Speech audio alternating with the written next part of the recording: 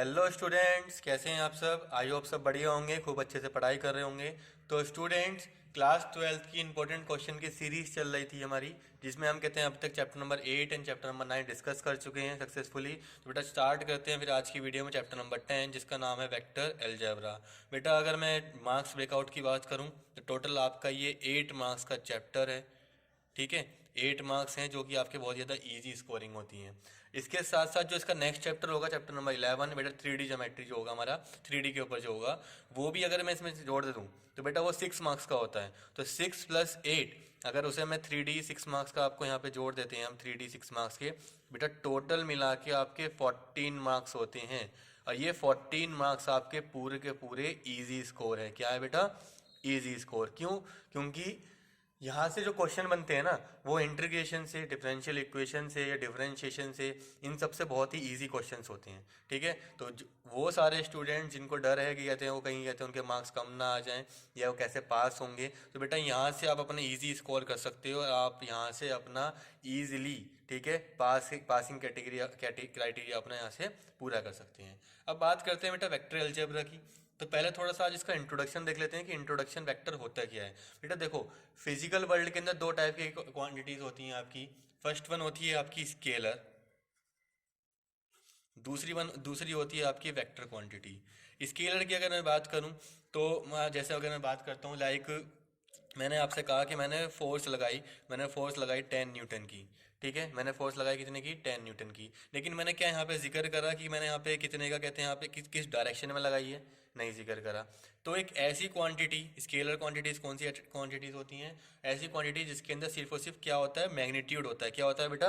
Magnitude होता है, जिसके अंदर डायरेक्शन का कोई जिक्र नहीं होता है। तो स्केलर के अंदर सिर्फ क्या होती है? मैग्नीट्यूड होती है, डायरेक्शन नहीं होती है, डायरेक्शन नहीं होती है। सेकंड जो होती है हमारे वेक्टर क्वांटिटीज, उसके अंदर बेटा मैग्नीट्यूड होती है प्लस डायरेक्शन भी होती है। क्या होती है? डायरेक्शन भी। फॉर एग्जाम्पल, मैंने फोर्स लगाई, 10 न्यूटन की लगाई, ठीक है, और कैसे लगाई? नॉर्थ से ईस्ट की तरफ लगाई। तो ये यहाँ पे डायरेक्शन आ रही है। जैसे ये तो मैं सिर्फ आपको एग्जाम्पल बता रहा हूँ, ठीक है। अब अगर मैं इसे मैथ्स में लेके आता हूँ कि मैथ्स में वेक्टर को कैसे करेंगे। फॉर एग्जाम्पल बेटा, हमारे पास दो पॉइंट हैं, एक पॉइंट ए है, एक पॉइंट बी है। ठीक है, तो मैंने आपको बताया कि अगर ए बी की डिस्टेंस है 10, ए बी की डिस्टेंस कितनी है यहाँ पर? 10। तो ये जो यहाँ पे लिखा है ना 10 सेंटीमीटर, ये तो हो गया हमारा यहाँ पे स्केलर क्वांटिटी। वहीं पे मैंने आपको बताया कि एक यहाँ पे दो पॉइंट है हमारे पास, ए से लेके बी, यहाँ पर ए से बी, और मैंने यहाँ पे लिखा ए से लेके बी हमारा 10 सेंटीमीटर है, ए सी, ठीक है। अब उसे कैसे रिप्रेजेंट करेंगे? ए से लेके बी, उसे रिप्रेजेंट करेंगे हम ऐसे। तो ये जो मैंने आपको ऊपर साइन लगा दिया है, एरो का साइन जो लगा दिया है, तो बेटा यही हमारी यहाँ पे क्या बन जाती है? आपकी वेक्टर क्वांटिटी। ठीक है, अच्छा, तो ये इसका मतलब ऐसे जा रहा होगा, ए टू बी का है यहाँ पर, बी टू ए का कोई जिक्र नहीं है। लेकिन अगर मैं यहाँ पे बात करूँ, ए बी की बात कर लो आप यहाँ पे, या यहाँ पे बी ए की बात कर लो, दोनों यहाँ पे क्या होती हैं? बराबर होती हैं। तो सर इसमें क्या होगा बेटा? इसमें यहाँ पर जो हमारा दूसरा वेक्टर होगा बी ए वेक्टर, वो क्या होगा? बी ए वेक्टर, मतलब बी से ए की तरफ जब जाएंगे तो वो क्या होता है आपका? माइनस का ए बी के बराबर होता है। तो यहाँ पे तो बिल्कुल इक्वल था, यहाँ पे आपका क्या होता है? माइनस के ए बी के बराबर होता है। मतलब वही चीज, ए टू बी और बी टू ए दोनों क्या है? एक दूसरे के अपोजिट में जाएंगे भाई, एक इधर की तरफ जा रहा है, इधर की तरफ जा रहा है, तो नेगेटिव साइन आएगा वहां पर, इस वजह से नेगेटिव हो जाता है यहाँ पर। ठीक है बेटा, इतना समझ में आया? चलो फिर आगे डिस्कस करते हैं। बेटा नेक्स्ट टॉपिक जो इसके अंदर आता है वो आता है आपका यूनिट वेक्टर का। किसका आता है? यूनिट वेक्टर का। तो यूनिट वेक्टर क्या होता है? देखो यहाँ पे ए के ऊपर cap is equal to A vector, और नीचे उसकी यहाँ पे क्या आ जाती है बेटा? मैग्नीट्यूड आ जाती है। क्या आ जाती है? मैग्नीट्यूड। अब ये मैग्नीट्यूड क्या होती है? ये जो यहाँ पे लिखा है ना, ये नीचे मैग्नीट्यूड है और ऊपर आपका पूरा पूरा वेक्टर है। ठीक है, चलो तो हम यहाँ पे क्या करते हैं, इसकी मैग्नीट्यूड निकालना आपको सिखाता हूँ कि मैग्नीट्यूड कैसे निकलती है। Magnitude of a vector. चलिए, तो अगर मेरे पास कोई वेक्टर है, for example 3i plus 2j minus का के कैप, तो मुझे इसकी मैग्नीट्यूड निकालनी है। तो क्या होता है? अंडर रूट के अंदर, बेटा ये जो फॉर्म यहाँ पे दे रखी है ना यहाँ पर, ठीक है, इसे हम रिप्रेजेंट करते हैं बेसिकली इससे, एक्स आई प्लस वाई जे प्लस जेड के कैप से, इससे आप डिनोट करो। तो ये एक्स से मैच करो, ये 3 आ गया, इसे मैच करोगे तो वाई आ गया, और इससे यहाँ पे क्या है 1 आ रहा है तो वो जेड आ गया। तो यहाँ पे आप क्या करते हो, यहाँ पे एक्स वाई और जेड जो होते हैं या ए बी सी भी इनको बोल देते हैं यहाँ पर, उनका स्क्वायर चलता है यहाँ पर, ठीक है। तो बेसिकली यहाँ पे 3 का स्क्वायर प्लस 2 का स्क्वायर प्लस देखो यहाँ पे क्या है माइनस का 1, ठीक है, क्योंकि प्लस की फॉर्म में है तो इसका अंडर रूट का निकाल देते हैं। 3 का स्क्वायर 9 प्लस 2 का स्क्वायर 4 प्लस 1 कितना आएगा बेटा, 5 प्लस 4 कितना आ गया 14। तो under root 14 is the magnitude of this vector. तो इस तरीके से हम क्या निकालते हैं, इसकी मैग्नीट्यूड निकाल लेते हैं। समझ में आया पहले इतना। चलिए अब क्या करते हैं, चलो अब नेक्स्ट टॉपिक हम देखते हैं इसके अंदर, वो है हमारा यहाँ पर कॉलिनियर वेक्टर। कॉलिनियरिटी के ऊपर बेटा क्वेश्चन आ जाता है बहुत बार, ठीक है, उसे भी समझेंगे अभी ये क्वेश्चन से। कॉलिनियर वेक्टर क्या होता है, फॉर एग्जांपल एक ए वेक्टर है, यहाँ पे बी पॉइंट है, यहाँ पे सी पॉइंट है। अगर ये तीनों पॉइंट हमारे एक ही कहते हैं डायरेक्शन में आ रहे हैं, मतलब एक ही लाइन पर लाई करते हैं, तो वो क्या हो जाते हैं बेटा हमारे यहाँ से कॉलिनियर। देखो यहाँ से ए बी वैक्टर, दूसरा कौन सा है हमारा यहाँ से B C, A B B C, and तीसरा कौन सा होगा ए सी वैक्टर, ठीक है। ये हमारे क्या होंगे, कोलिनियर हो जाएंगे अगर तीनों के तीनों एक ही लाइन पर लाई करते हैं। समझ में आ गया। इसके साथ बेटा एक और एग्जांपल देखो, अगर मैंने ऐसे लिखा है, यहाँ पे P से लेके Q है, यहाँ पे हमारे पास R से लेकर S है, तो यहाँ पर जो ये वेक्टर है ना PQ vector and RS vector, बेटा ये भी आपके कोलिनियर हैं। अगर दो पैरेलल को वेक्टर्स हैं तो वो भी आपके कोलिनियर वेक्टर होते हैं। ये चीज़ जरूर ध्यान रखनी है आपको, ठीक है। वेक्टर जो हमारे पैरेलल हैं वो भी हमारे कोलिनियर होते हैं, जो एक लाइन में पढ़ते हैं वो भी हमारे क्या होते हैं, कोलिनियर होते हैं। समझ में आया। चलो फिर नेक्स्ट टॉपिक को देखते हैं। नेक्स्ट टॉपिक आता है बेटा को इनिशियल वेक्टर। को इनिशियल वेक्टर क्या होते हैं फिर अब देखते हैं। को इनिशियल वेक्टर्स, बिट अगर कोई भी एक सिंगल पॉइंट है हमारा और उस पॉइंट से हमारे पास अलग अलग हमारे पास यहाँ से वेक्टर जाते हैं, ठीक है, एक ही पॉइंट से निकलने वाले वेक्टर्स को हम क्या बोलते हैं, कोनिशियल वेक्टर। तो मान लीजिए ए, यहाँ पे बी, यहाँ पे सी, यहाँ पे डी, तो यहाँ से ओ ए और यहाँ पे ये वाला पॉइंट ओ होगा, तो O A vector, O B vector, O C vector and O D vector, ये हमारे क्या होंगे बेटा, को इनिशियल। देखो इनिशियल पॉइंट से स्टार्ट हो रहे हैं ना, इनिशियल पॉइंट क्या है इनका ए, तो ये क्या है हमारे को इनिशियल वेक्टर्स हैं, ठीक है। चलो इतना समझ में आ गया। अच्छा इक्वल वेक्टर क्या होंगे, एक आता है इक्वल वेक्टर्स। तो इक्वल वेक्टर्स वो होंगे जिनकी मैग्नीट्यूड एंड डायरेक्शन, जिनकी मैग्नीट्यूड एंड डायरेक्शन क्या होगी, सेम होगी। तो सर इसका एक एग्जांपल बताओ। तो एग्जांपल होगा बेटा मान लो ए से लेके बी 5, दूसरा ले लो यहाँ पे पी से लेके क्यू, पी से लेके क्यू वो भी 5। तो ए बी वैक्टर, जो हमारा ए बी वैक्टर आ रहा है वो भी 5 है, और जो हमारा पी क्यू वैक्टर है वो भी हमारा कितना 5 है। तो यहाँ से A B vector is equal to P Q vector, तो ये हमारा कौन सा हो गया, यहाँ से इक्वल वैक्टर आ गया। समझ में आया बेटा। तो यहाँ पे कुछ टर्मिनोलॉजीज थी। इसके साथ साथ एक और मोस्ट इंपॉर्टेंट टर्मिनोलॉजी है यहाँ पर, वो है बेटा आपका सेक्शन फॉर्मूला। सेक्शन फॉर्मूला भी हमें यहाँ पे पढ़ना पड़ेगा। सेक्शन फॉर्मूला आपने क्लास 10th में पढ़ा है, अपने क्लास 11th में ही पढ़ा है ना, ज्योमेट्री के अंदर, 3D ज्योमेट्री के अंदर क्लास 11th में, और 10th में आपने पूरा पूरा सेक्शन फॉर्मूला ही पढ़ा था वहाँ पे, ठीक है। अब इसे हम क्या कहते हैं यहाँ पे देखो, फॉर एग्जाम्पल कोई पॉइंट है ओ, यहाँ पे ओ पॉइंट है, यहाँ पे कोई ए पॉइंट है, यहाँ पे कोई बी पॉइंट है, और इसको यहाँ से ये बेसिकली ओ ए हम पोजीशन वेक्टर हो जाएगा यहाँ से, तो ये ए वेक्टर हो गया, ये यहाँ से बी वेक्टर हो गया। कोई सी पॉइंट है सी, जो इस ए बी को क्या कर रहा है, इस ए बी को डिवाइड कर रहा है, क्या कर रहा है बेटा, डिवाइड कर रहा है in the ratio lambda mu, in the ratio lambda mu. तो यहाँ से सी वेक्टर है यहाँ पर। तो हमें यहाँ पे क्या करना है, देखो यहाँ पर let O A vector is equal to A, O B vector is equal to B, and तो हमें यहाँ से पूछना है कि ओ सी वेक्टर बताओ भाई, ओ सी वेक्टर क्या होता है। तो वो निकलता है सिर्फ और सिर्फ किसके थ्रू, इसी सेक्शन फॉर्मूले के थ्रू। और सेक्शन फॉर्मूला हमारा क्या कहता है उसे भी समझ लेते हैं। सेक्शन फॉर्मूला ये कहता है कि अगर हमें ओ सी वेक्टर निकालना है तो हमें पता है बेटा क्या होता है, देखो इसकी मल्टीप्लाई किससे करेंगे, हमारी म्यू से करते हैं, और इसकी मल्टीप्लाई इससे करते हैं। अगर आपको याद हो जो आपका क्लास 10th का क्लास 11th का फॉर्मूला था वो क्या था, m1x2 plus m2x1 over m1 plus m2, ये फॉर्मूला था आपका बेटा। इसी फॉर्मूले को देखो मैं यूज़ करता हूँ यहाँ पर। m1 देखो जरा, हमारी m1 यहाँ पर, अगर मैं म्यू की बात करता हूँ यहाँ से म्यू है हमारा पहला, तो म्यू आ जाएगा यहाँ से, तो एम यहाँ से आएगा फिर हमारे पास ए, ठीक है, म्यू इंटू ए वैक्टर। फिर यहाँ से अगर हमारे पास लैम्डा जाएगा तो लैम्डा के साथ मल्टीप्लाई किसकी होगी, बी की होगी, ठीक है। और यहाँ से नीचे क्या आ जाएगा, दोनों का लैम्डा प्लस म्यू। तो बेटा ये हमारा हो जाएगा ओ सी के बराबर। तो ये हमारा क्या है, यहाँ से सेक्शन फॉर्मूला हो गया। समझ में आया बेटा, ठीक है। तो सेक्शन फॉर्मूला के बाद नेक्स्ट टॉपिक है हमारा, इसी को अगर इसकी एक एप्लीकेशन और देखो, if C is the mid point, अगर सी एक मिड पॉइंट है किसका, ए बी का, सी हमारा किसका है, ए बी का मिड पॉइंट है, तो रेशियो क्या हो जाएगी आपकी, बताओ। रेशियो जो होगी लैम्डा रेशियो म्यू जो हो जाएगी वो क्या हो जाएगी, 1:1 हो जाएगी। तो वहां से आपका जो ओ सी वैक्टर निकल के आएगा ना, वो क्या निकल के आएगा, A vector plus B vector divide by 2, ठीक है। मिड पॉइंट फॉर्मूला जिसे आप बोलते थे, मिड पॉइंट अगर आपको निकालना है तो इस तरीके से।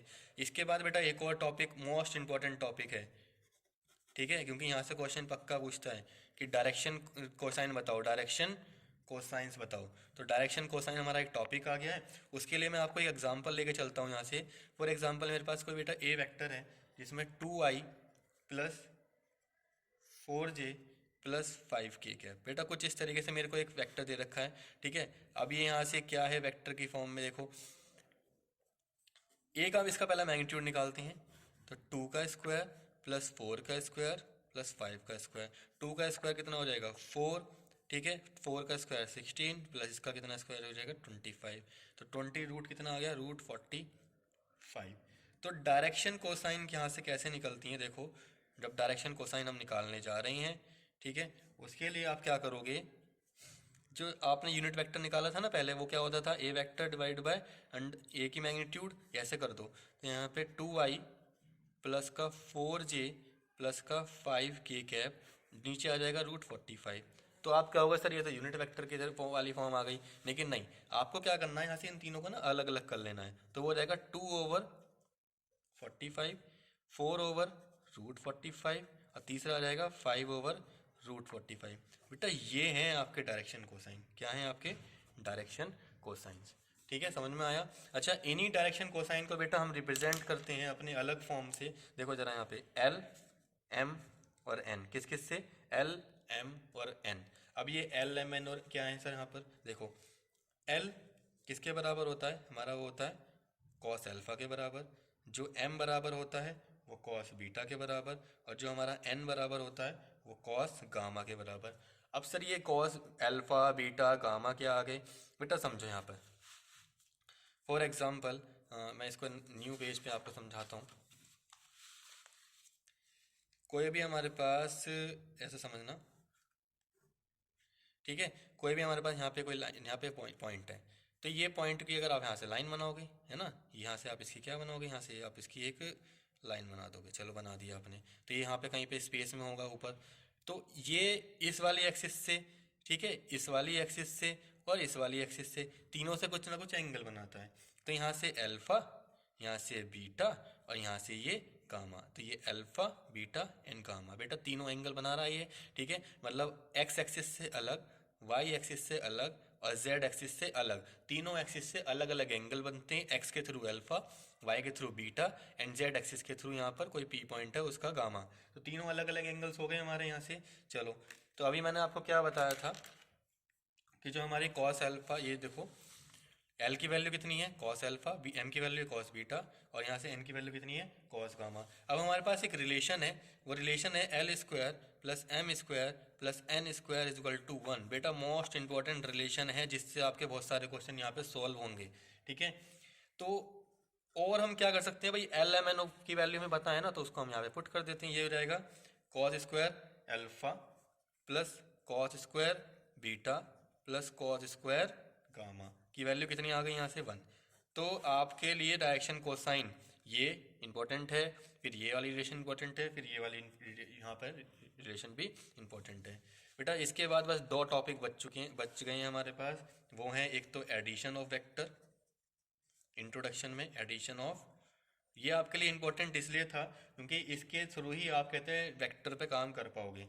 दूसरा है subtraction of vector. For example ध्यान समझना आप जरा, हमारे पास कोई वेक्टर है, ठीक है, हम वेक्टर यहाँ बनाते हैं, ए वेक्टर, यहाँ पे ए पॉइंट, यहाँ पे सी पॉइंट, यहाँ पे बी पॉइंट। तो ए से बी कोई वेक्टर जा रहा है, ए से सी कोई वेक्टर जा रहा है, और हमें यहाँ से ये वाला वेक्टर निकालना है, ठीक है। अब यहाँ से समझो रिलेशन क्या होगी, ये रिलेशन बनेगी ए बी का वेक्टर, ए बी का वेक्टर प्लस बी सी का वेक्टर इज इक्वल टू ए सी का वेक्टर। अगर मुझे ये निकालना है ना ए सी वेक्टर, तो इसका वेक्टर एडिशन प्लस इसमें कर दो आप, तो हमारा यहाँ से ये निकल जाएगा। समझ में आया?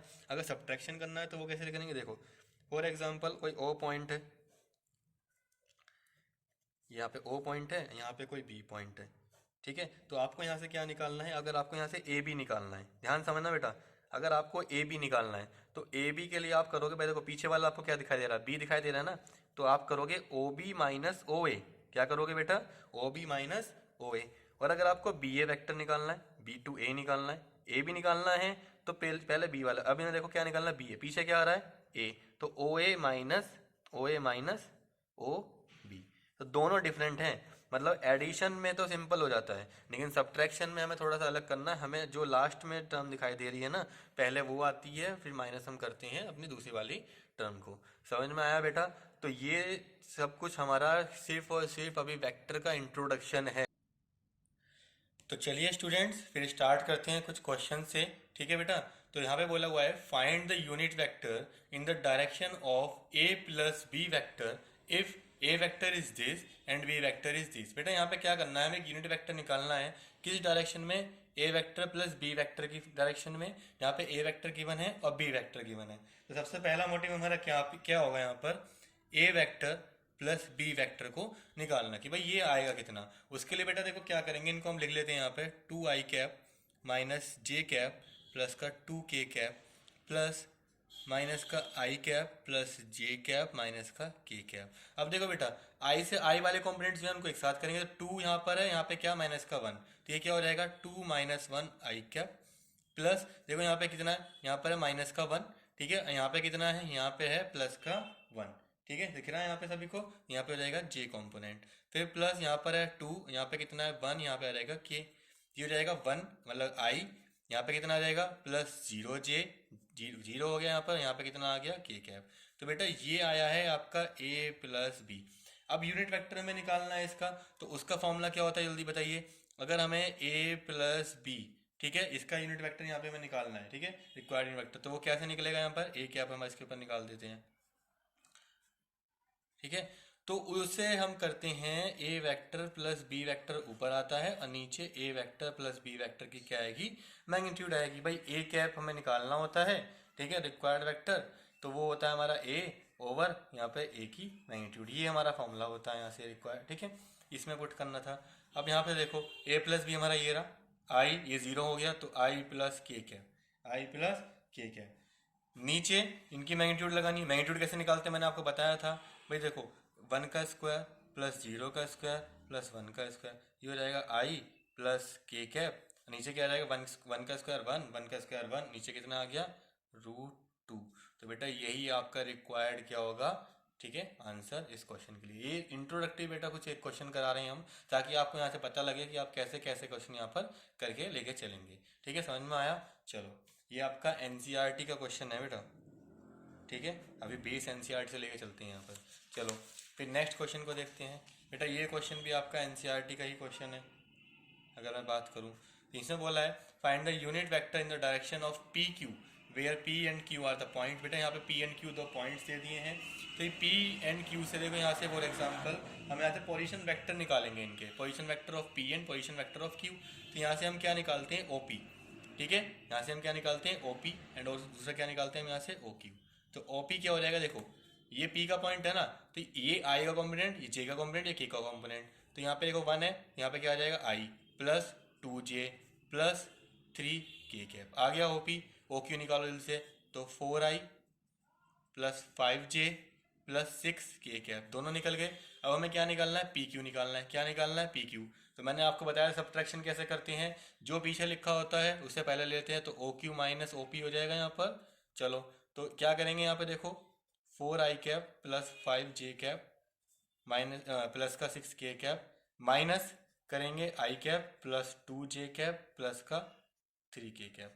4 में से बन जाएगा, कितना आएगा यहाँ पर 3 बचेगा, ठीक है। यहाँ पर यहाँ पे देखो 5 में से यहाँ जाएगा, यहाँ पे भी 3 बचेगा, 6 में से यहाँ जाएगा तो यहाँ पे कितना बचेगा, 3 का जे कैप बच जाएगा। ठीक है, ये आ गया हमारा पी क्यू। अब क्या निकालना है हमें, इसका रिक्वायर्ड वेक्टर निकालना है। तो unit vector is equal to P Q vector, और नीचे पी क्यू की क्या आ जाएगी, मैग्नीट्यूड। तो पी क्यू हमारा ये रहा 3i plus 3j plus 3k cap. नीचे क्या आ जाएगा, अंडर रूट के अंदर 3 का स्क्वायर प्लस 3 का स्क्वायर प्लस 3 का स्क्वायर। तो बेटा ऊपर से 3 कॉमन ले लो, तो i plus j plus k cap. नीचे देखो 3 का स्क्वायर कितना हो जाएगा, 9, यहाँ भी 9, यहाँ भी 9, कितना आ जाएगा, √27। ठीक है, इसे और सॉल्व करें अगर हम यहाँ से, तो 3i प्लस जे प्लस के कैप। यहाँ से क्या निकल के आएगा, 3√3 भाई क्या होगा, 9 × 3 हो जाएगा ना। तो 9 का बाहर आ जाएगा 3, और 3 से 3 कट। तो आंसर क्या आया हमारा, i प्लस जे प्लस के कैप बाय √3। ठीक है बेटा, ये आंसर होगा हमारा इसका। ये भी एनसीईआरटी क्वेश्चन था, अच्छा क्वेश्चन था। ठीक है, चलिए फिर नेक्स्ट क्वेश्चन को देखते हैं बेटा। देखो बेटा नेक्स्ट क्वेश्चन बड़ा ही अच्छा क्वेश्चन है, ध्यान समझना। अब थोड़ा सा एडवांस लेवल पे चलते हैं। ये एनसीईआरटी एग्जाम्पलर क्वेश्चन है, बहुत इंपॉर्टेंट है इस साल के लिए। चलो, find a vector of magnitude 11। बेटा यहाँ पे वैल्यू चेंज करके देगा, समझना, वैल्यू चेंज कर देगा। बाकी क्वेश्चन इस टाइप से आ सकता है, find a vector of magnitude 11 in the direction opposite to that of P Q. यहाँ पे अपोजिट बोल रखा है, कहते P Q, direct P Q भी बोल सकता है। Where P and Q are the point this and this. अभी हमने निकाला, ऐसे क्वेश्चन करा था। तो हम क्या करेंगे, यहाँ से पहले हम निकालेंगे ओपी, फिर हम निकालेंगे यहाँ से ओ क्यू। ओपी की वैल्यू यहाँ से निकल जाएगी आपकी I plus 3j plus 2k cap. O Q की वैल्यू यहाँ से निकल जाएगी माइनस का आई प्लस का 0j प्लस का 8k कैप। ये निकल के आ गई दोनों वैल्यूज हमारी यहाँ पे। अब क्या करेंगे, यहाँ से हम निकालेंगे पहले पी क्यू। क्या निकालेंगे बेटा, पी क्यू, वो होगा O Q minus O P. भाई O Q minus O P, तो माइनस आई कितना रहेगा, माइनस का 2i, माइनस यहाँ से करेंगे 0 - 3 माइनस का 3j, 0 - 3 माइनस का 3j, एंड 8 - 2 कितना रहेगा, प्लस का 6k क्या। बेटा ये तो आ गया आपका पी क्यू वैक्टर। अब कॉन्सेप्ट यहाँ पे काम आएंगे बेटा। वैसे जितने क्वेश्चन हम कर रहे हैं यहाँ पे, हमने इसे ना कॉन्सेप्ट पढ़े थे ना इंट्रोडक्शन में, ठीक है, वही सारी चीज यूज हो रही है। अब देखो हमें इसका क्या निकालना है, ओपोजिट। अब ओपोजिट कैसे निकलेगा, देखो हमें क्या निकालना है, यहाँ से इसका ओपोजिट, ओपोजिट वेक्टर क्या होगा, क्यू पी। क्या निकालना है, क्यू पी। और क्यू पी कैसे निकलेगा जल्दी बताओ, माइनस का पी क्यू, माइनस का पी क्यू। तो आप क्या कर दो, इसके बाहर माइनस लगा दो, तो माइनस का 2i माइनस का 3j माइनस का 3j और प्लस का 6k कैप। ये हो जाएगा आपका, माइनस करेंगे यहाँ से 2i प्लस का 3j माइनस का 6k कैप। अब कुछ बच्चों को यहाँ पे क्वेश्चन आया होगा कि सर हम डायरेक्ट पी क्यू का डायरेक्ट उल्टा क्यू पी भी तो निकाल सकते थे। बिल्कुल निकाल सकते थे। तो क्यू पी निकालते तो आप डायरेक्ट यहाँ से इसको माइनस करते। तो बेटा आपके ऊपर है कि आपको यहाँ से क्या लेना है। आप समझ पा रहे हैं कि पी क्यू का उल्टा क्यू पी होगा, तो वैसे कर लीजिए, नहीं तो आप इस तरीके से भी यहाँ से इसको लेके जा सकते हैं। अब आपको क्या निकालना है इसका, ठीक है, यूनिट वेक्टर निकालिए, पहले इसकी मैग्नीट्यूड निकालिए। चलिए, तो क्यू पी की जो हमने क्यू पी निकाला है उसकी मैग्नीट्यूड निकालते हैं पहले। तो ये हो जाएगा 2 का स्क्वायर प्लस 3 का स्क्वायर प्लस माइनस 6 का स्क्वायर। 2 का स्क्वायर कितना 4, 3 का स्क्वायर 9 प्लस 36, ये कितना हो जाएगा √49। तो कितना आ गया आंसर, 7 आ गया। तो क्यू पी की हमारे पास मैग्नीट्यूड भी वहाँ पर आ चुकी है। ठीक है, तो यूनिट वेक्टर क्या होगा जल्दी बताइए, unit vector in direction of Q P, वो क्या हो जाएगा बेटा, जो हमारा वेक्टर था वो ये था 2i प्लस 3j माइनस का 6k क्या, डिवाइडेड बाय कितना आ जाएगा यहाँ पर 7। ठीक है, तो ये हमारा हो जाएगा, इसे ठीक से लिख लेते हैं 2i प्लस 3j माइनस का 6k कैप डिवाइड बाय 7। लेकिन इस मैग्नीट्यूड का क्या रोल है भाई इसके अंदर। ठीक है, तो हमें बस यहाँ पे क्या करना है, तो रिक्वायर्ड, इसके बाद हम यहाँ पे कर रहे हैं required vector of magnitude 11 in direction of क्या क्यू पी। वो क्या हो जाएगा बेटा, इस 11 की ना मल्टीप्लाई करा दो बस, 2i प्लस 3j माइनस का 6k कैप बाय 7। भाई उसने क्या बोला, मैग्नीट्यूड 11 मतलब 11 टाइम्स है ना उसका, जो भी यूनिट वेक्टर आएगा ना उसका 11 टाइम्स कर दो। ठीक है, तो इस तरीके से क्वेश्चन आ जाएगा। तो बेटा एनसीईआरटी एग्जाम्पलर का क्वेश्चन है, ठीक है, बहुत ध्यान से समझिएगा, बहुत इंपॉर्टेंट क्वेश्चन है ये आपके लिए। चलो फिर नेक्स्ट क्वेश्चन को देखते हैं बेटा। नेक्स्ट क्वेश्चन में क्या कहा है? नेक्स्ट क्वेश्चन में हमसे कहा है the two vectors J plus I, उल्टा करके देखा है देखो क्वेश्चन को, the two vectors J plus I and 3i minus J plus 4k cap represent the sides A B. ये रिप्रेजेंट कर रहा है ए बी को और ये रिप्रेजेंट कर रहा है ए सी को। ऐसे समझो जरा, एक ए बी को और एक ए सी को, ठीक है, किसी ट्राइंगल ए बी सी के। तो मान लेते हैं हम यहाँ पे ट्राइंगल ड्रॉ कर लेते हैं यहाँ पर एक, ठीक है बेटा। तो ये ट्राइंगल हो गया ए, ये हो गया बी, यहाँ पे सी। तो ए बी को रिप्रेजेंट कर रहा है यहाँ पे आई प्लस जे, और ये कर रहा है 3i minus J plus 4k cap. Find the length of the median through a, कह रहा है कि ए से जो मीडियन जाएगी, ठीक है, उसकी लेंथ फाइंड करो। फॉर एग्जाम्पल वो डी पॉइंट पे जाएगी। कहाँ पे जाएगी बेटा? डी पॉइंट पे टकराएगी। अब देखो मीडियन की प्रॉपर्टी आपको यहाँ पे पता होनी चाहिए कि कोई भी लाइन, कोई भी मीडियन अगर जाती है कि जिस लाइन पे जाके पड़ती है वो उस लाइन को इक्वल पार्ट्स में डिवाइड कर देती है। मतलब ये और ये क्या होंगे? इक्वल होंगे। इसका मतलब B D is equal to D C हो जाएगा। तो क्या मैं ये कह सकता हूँ कि डी पॉइंट ने बी सी लाइन को क्या करा? बाइसेक्ट करा एक तरीके से, ठीक है। या ऐसा कह सकता हूँ कि दोनों यहाँ पर जो रेशियो होगी वो कितनी होगी? 1:1 होगी, इक्वल रेशियो में आ जाएगा। तो यहाँ पे हम क्या करेंगे इसको सॉल्व करने के लिए? Let D be the mid point of side B C of triangle A B C. समझ में आया? अब बाय सेक्शन फॉर्मूला आपको पता है, उसमें हमने मिड पॉइंट वाला देखा था। अगर मिड पॉइंट वाला आ जाए, ठीक है, सेक्शन फॉर्मूला या मिड पॉइंट फॉर्मूला, दोनों में से आप कुछ भी यहाँ पे लिख सकते हैं। क्या करना है बेटा? देखो वहां पे हमने ये देखा था कि अगर हमें ए डी निकालना पड़ रहा था ना, ठीक है, अगर हमें ए डी वैक्टर निकालना था तो वहां पे क्या हो रहा था? ये वाला जो वेक्टर था A B vector plus A C vector divide by 2 हो रहा था। ये था हमारा फॉर्मूला, ठीक है। अब क्या करें? अगर 2i's ऑफ ए डी हम इधर ले आए और इधर A B vector plus A C vector कर दें, इस तरीके से कर सकते हैं। चलो तो ए बी वैक्टर की वैल्यू बताओ, ये है हमारी आई प्लस जे, प्लस इसकी वैल्यू बताओ 3i माइनस जे प्लस का 4k क्या है। तो i प्लस 3i कितना हो गया? 4i हो गया। आई ये कितना हो जाएगा? कट जाएगा। यहाँ कितना बचेगा हमारा? 0j, और यहाँ पे प्लस का 4k क्या है। तो बेटा ये हमारा ट्वाइस ऑफ ए डी के बराबर है। तो हमें तो ए डी वैक्टर निकालना है ना, ये ए डी निकालना था। चलो निकालो, तो नीचे ले आओ। तो ये आ जाएगा 1/2 ऑफ 4i प्लस 4k क्या है। इसका मतलब डिवाइड करते तो क्या आ जाएगा? 2i प्लस 2k क्या, इतना आ जाएगा आपका ए डी वैक्टर। लेकिन हमें क्या निकालना है इसका? क्या हमें वेक्टर निकालना था? हमें वेक्टर नहीं निकालना है, हमें क्या निकालना है? हमें निकालना है इसका मैग्नीट्यूड। तो ए डी की मैग्नीट्यूड निकालेंगे तो अंडर रूट के अंदर 2 का स्क्वायर प्लस 2 का स्क्वायर कितना हो जाएगा? अंडर रूट के अंदर 2 का square 4 plus 4 is equal to √8, मतलब कि 2√2। ठीक है बेटा, ये आंसर आ जाएगा इसका। बहुत ही अच्छा और प्यारा क्वेश्चन है, ठीक है, ये वाला क्वेश्चन आपका। अब बात आ जाती है कि सर ये कितनी बार आया हुआ क्वेश्चन है। अब ध्यान समझना बेटा, ये आपका 2015 और 2016 2 बार आया हुआ क्वेश्चन है। तो चलिए स्टूडेंट्स फिर नेक्स्ट क्वेश्चन को देखते हैं। बेटा नेक्स्ट क्वेश्चन में बोला है find the direction cosine of a vector r which is equally inclined with ox, ठीक है, oy and oz, ठीक है। If r is given find the total number of such vectors. अब ये भी बताना है कितने वेक्टर्स होंगे और डायरेक्शन कोसाइन बतानी है इसकी। एनसीईआरटी का क्वेश्चन है बेटा, ठीक है, बहुत ही अच्छा क्वेश्चन है। देखिए स्टार्ट कैसे करेंगे अब इसे। तो लेट, हमें पता है लेट एल एम और एन, मैंने आपको बताया था एल एम और एन, ठीक है, ये हमारे क्या होते हैं, ठीक है, B B direction cosines of R vector, ठीक है। अब हमें ये पता है कि ये जो हमारा है, ठीक है, वो इक्वली इंक्लाइंड है। इक्वली इंक्लाइंड का मतलब क्या है? मतलब तीनों तरफ से जो एंगल बनेगा उस पर, ठीक है, इस वेक्टर का वो क्या बनेगा? इक्वल बनेगा, ठीक है। इसका मतलब L is equal to M is equal to N होगा।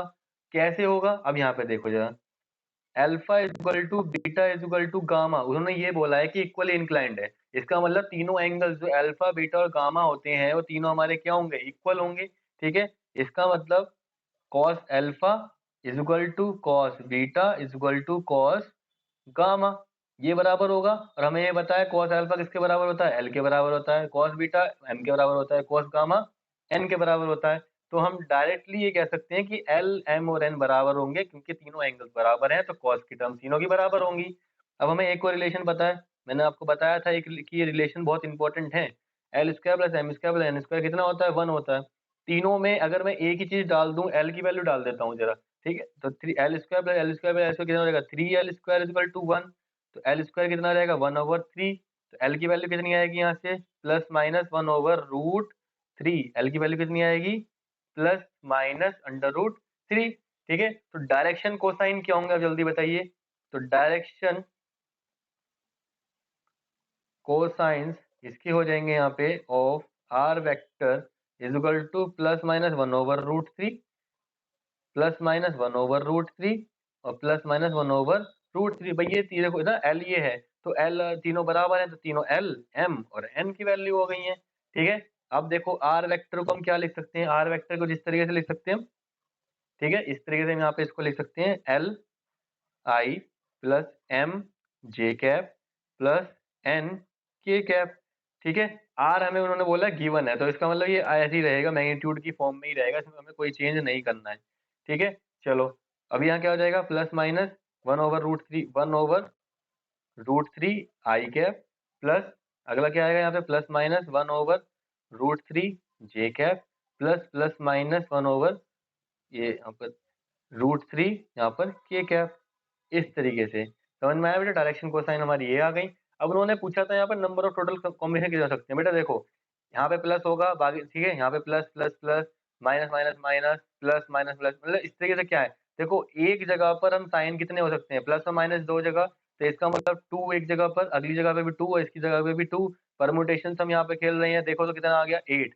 तो टोटल 8 कॉम्बिनेशन हमारे इसके हो सकते हैं। 8 तरीके से ये इक्वली इंक्लाइंड हो सकता है। समझ में आया बेटा? क्वेश्चन कैसा? एनसीईआरटी का क्वेश्चन था, बहुत ही अच्छा और प्यारा क्वेश्चन था। चलिए फिर नेक्स्ट क्वेश्चन को देखते हैं। Question number 6। क्वेश्चन नंबर 6 में बोला है a vector R is inclined at equal angles. Same question था ये, देखो O X O Y and O Z तीनों पे इक्वली इंक्लाइंड है। फिर से if the magnitude R is given, बेटा इस बार मैग्नीट्यूड दे दी है, मतलब आर जो है उसकी मैग्नीट्यूड दे दी है। ठीक है, तो बिल्कुल सेम क्वेश्चन, ये सीबीएसई 2020 में आया हुआ क्वेश्चन है। मतलब देखो एनसीईआरटी के जैसे क्वेश्चन है, बस इन्होंने बस बार आर ही तो गिवन दे दिया और कुछ तो इन्होंने स्पेशल नहीं दिया है।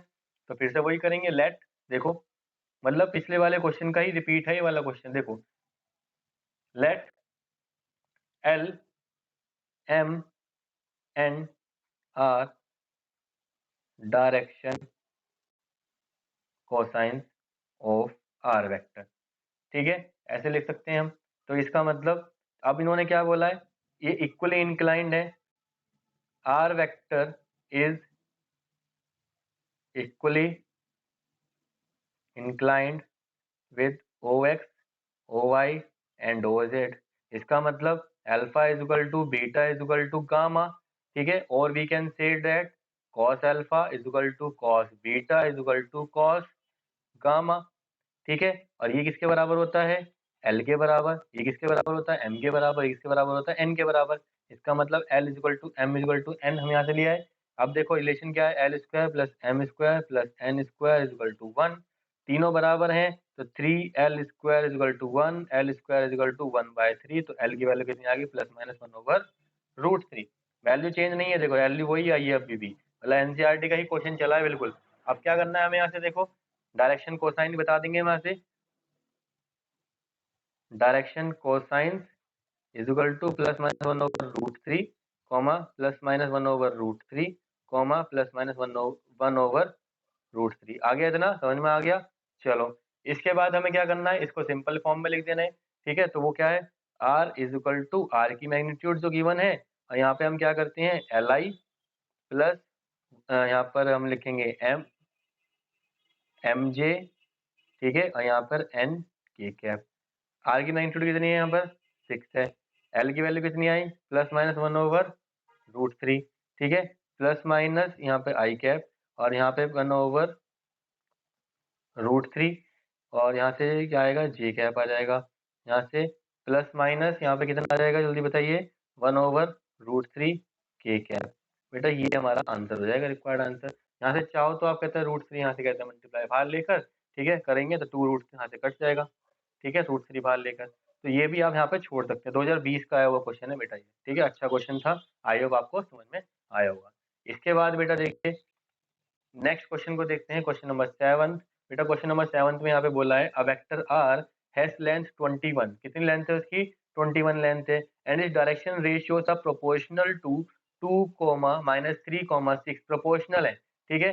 Find the direction cosine in the component of R, ठीक है, given that R makes an acute angle with the X axis. बेटा एनसीईआरटी एग्जाम्पलर क्वेश्चन है, इसकी लैंग्वेज समझ जाइए, ठीक है। हमें क्या काम करना है, देखो यहाँ पर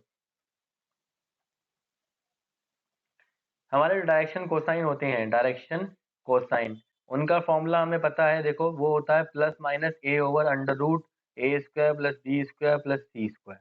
अगला भी क्या होता है भाई, यहाँ पे बस क्या आ जाएगा, बी आ जाएगा under root A square plus B square plus C square. और अगला क्या होगा, plus minus C over under root A square plus B square plus C square. तो प्लस माइनस ए की वैल्यू हमें पता है, ये रही 2। नीचे इन ये चीज यहाँ पे डाल दो, 2 का स्क्वायर प्लस माइनस 3 का स्क्वायर प्लस 6 का स्क्वायर। ऐसे ही यहाँ पे प्लस माइनस अगली वैल्यू क्या डालेंगे हम यहाँ पे, माइनस का 3 डाल देंगे, ठीक है। तो यहाँ से क्या आ जाएगा, 2 का स्क्वायर प्लस माइनस 3 का स्क्वायर प्लस 6 का स्क्वायर। फिर अगला क्या आ जाएगा, प्लस माइनस यहाँ पे कितना आ जाएगा 6, ठीक है। और अंडर रूट के अंदर 2 का स्क्वायर प्लस माइनस 3 का स्क्वायर प्लस 6 का स्क्वायर। इतना कर देंगे आप, इतना करते ही कहते हैं आपका जो आंसर है ना बेटा वो ऑलमोस्ट ये समझ लो 50% यहाँ पे सॉल्व हो गया है, ठीक है। अब हमें ये यहाँ से इसे सॉल्व कर दीजिए, देखो कितना आ जाएगा, इसे सॉल्व करो जरा। 2 का स्क्वायर कितना आएगा, 4 आएगा, 4 प्लस 9 13 आएगा, यहाँ से 49 आएगा, ये आ जाएगा 2/7। अगला यहाँ से कितना आएगा, माइनस का 3/7, और अगला यहाँ से कितना आएगा 6/7। ये तीनों आ गए हमारे डायरेक्शन कोसाइन डायरेक्ट आ चुके हैं। तो R vector is equal to magnitude यहाँ पे आ जाएगी, यहाँ पे क्या लिखते हैं हम, L I plus M J cap plus N K cap, ये लिख सकते हैं। चलो मैग्नीट्यूड उसकी लेंथ देखो, ये दी लेंथ दे रखी है 21, तो 21 यहाँ लिख दो, यहाँ पे लिख दो 2/7 आई कैप माइनस का 3/7 जे कैप प्लस का 6/7 के कैप, ठीक है बेटा। और अंदर इससे 7 को बाहर लेके आ जाओगे यहाँ से, तो यहाँ हो जाएगा, देखो यहाँ पर ये अगर आप यहाँ से करें तो ये हो जाएगा 21 बाहर आ जाएगा, यहाँ से आ जाएगा 3, तो 2 आई कैप माइनस का 3 जे कैप प्लस का 6 के कैप, मल्टीप्लाई करा दो तो 6 आई कैप माइनस 9 जे कैप प्लस का 18 के कैप। तो बेटा ये आपका यहाँ पे रिक्वायर्ड आंसर होगा, ठीक है। वेक्टर आर आपने यहाँ पे निकाल दिया। बहुत ही अच्छा क्वेश्चन था, एनसीईआरटी एग्जाम्पल का क्वेश्चन था। तो बेटा इसी के साथ इस वीडियो को हम यहीं पे पॉज करते हैं, आई होप आपको समझ में आया होगा, ठीक है बेटा। इससे नेक्स्ट वीडियो के अंदर हम डिस्कस करेंगे, कहते हैं बहुत ही इंपॉर्टेंट टॉपिक, स्केलर और डॉट प्रोडक्ट, ठीक है बेटा। जब तक के लिए ऑल द बेस्ट, पढ़ते रहिए।